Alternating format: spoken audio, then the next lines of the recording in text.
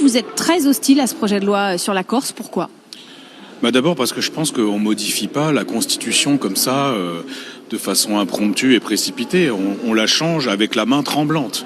Et là, on s'apprête, si le texte est voté, ce que je ne souhaite pas, à introduire dans la Constitution française des principes qui mériteraient que le peuple tout entier se prononce. Parce que expliquer aujourd'hui qu'il existe désormais des communautés historiques, linguistiques, culturelles, que ces communautés pourraient aussi se prévaloir d'un lien singulier à leur terre, je crois qu'on ne mesure pas ce que ça veut dire. C'est l'unité de la République, l'égalité des citoyens devant la loi qui est gravement remis en cause. Jusqu'à maintenant, il y avait un consensus en France pour dire que nous étions défavorables au communautarisme. C'est-à-dire que la France, elle reconnaît des citoyens qui ont tous les mêmes droits.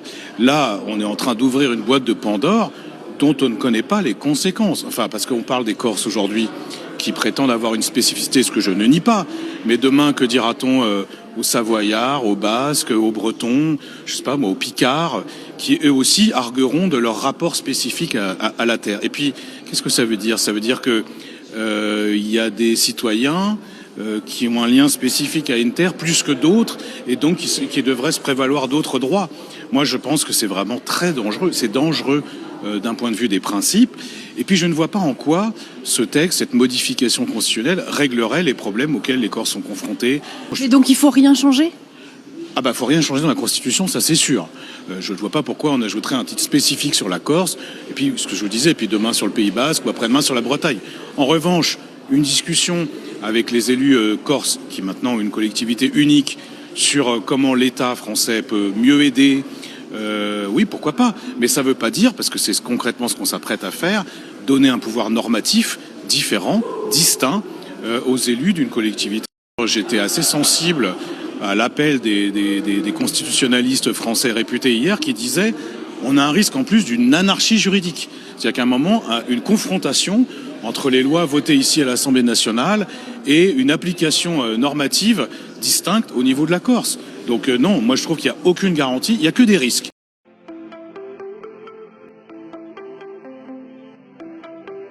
Alors nous aussi, nous abordons ce débat avec respect et gravité. Respect pour les arguments de ceux qui ont défendu et promu le texte, et qui le font encore. Gravité parce que, comme l'a dit le président Peu, on ne modifie pas la Constitution à la légère. Il faut toujours le faire d'une main tremblante. Et nous pensons, nous, qu'il y a au moins 3 erreurs qui ont été faites et qui méritent, à notre avis, d'être dénoncées. Parce que, monsieur le président Boudié, vous avez dit que c'est une réponse sérieuse, mais nous pensons que c'est surtout une réponse problématique, voire éventuellement dangereuse sur certains points. Et j'en retiens 3. D'abord, cette notion de communauté. Vous avez dit le Conseil constitutionnel, quand il a censuré sur le peuple corse, n'est pas revenu sur la notion de communauté. Mais avouez que quand vous adjoignez à communauté une définition très restrictive, historique, culturelle, linguistique, alors vous êtes en contradiction avec la conception française de la communauté politique, celle des Lumières, celle qui est la nôtre. Et moi, je pense que ça pose un vrai problème de fond. Ça le pose d'autant plus que le collègue Molac vient de dire il y a plein d'États fédéraux. Mais nous ne sommes pas un État fédéral. Et jusqu'à preuve du contraire, si vous voulez qu'on devienne un État fédéral, il faut que le peuple français le décide. Ça n'est pas le cas. Donc ça, c'est la première chose. La deuxième chose qui me paraît tout aussi grave, voire plus grave, c'est évidemment la mention du lien singulier à la terre. Enfin, vous voyez bien ce que ça charrie comme imaginaire. Qu'est-ce que ça veut dire concrètement ? Ça veut dire que quelqu'un qui habite en Corse, mais qui n'est pas issu de cette communauté historique, linguistique et culturelle, et qui habite pas depuis longtemps, si c'est ça, je suis désolé, le lien singulier à la terre, prenez conscience de ce que ça charrie. Et enfin, dernier point, vous ouvrez la voie à une concurrence juridique qui, à mon avis, sera plutôt une anarchie juridique, mais on y reviendra dans le débat. Merci.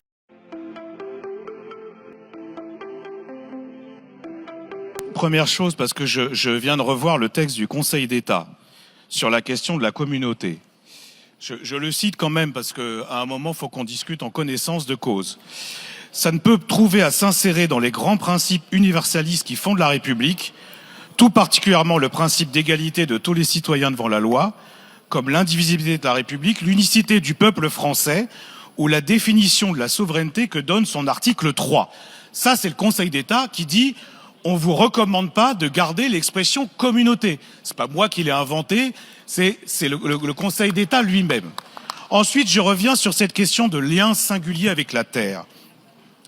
Nous avons chacun un lien, enfin, beaucoup d'entre nous, nous avions un lien singulier avec certaines terres ou notre terre, mais c'est un lien personnel, intime, charnel. Pourquoi il faudrait l'inscrire dans la Constitution? Qu'est-ce que ça veut dire concrètement si on dit qu'il y a à la fois une communauté historique et culturelle qui, de surcroît, a un lien singulier à sa terre, mais alors ceux qui y vivent, mais qui font pas partie de la communauté historique et culturelle, et qui n'ont pas forcément un lien singulier avec la terre. En quoi on assure l'égalité des droits?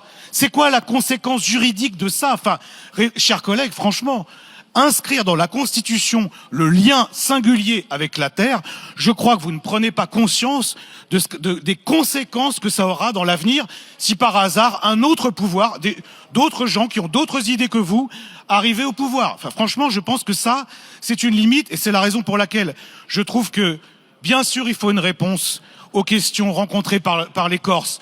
Bien sûr, il faut évidemment régler les problèmes de logement, de justice sociale. Et d'ailleurs, la première chose dont la Corse a besoin, c'est de solidarité nationale et certainement pas d'une révision de la Constitution précipitée et dangereuse.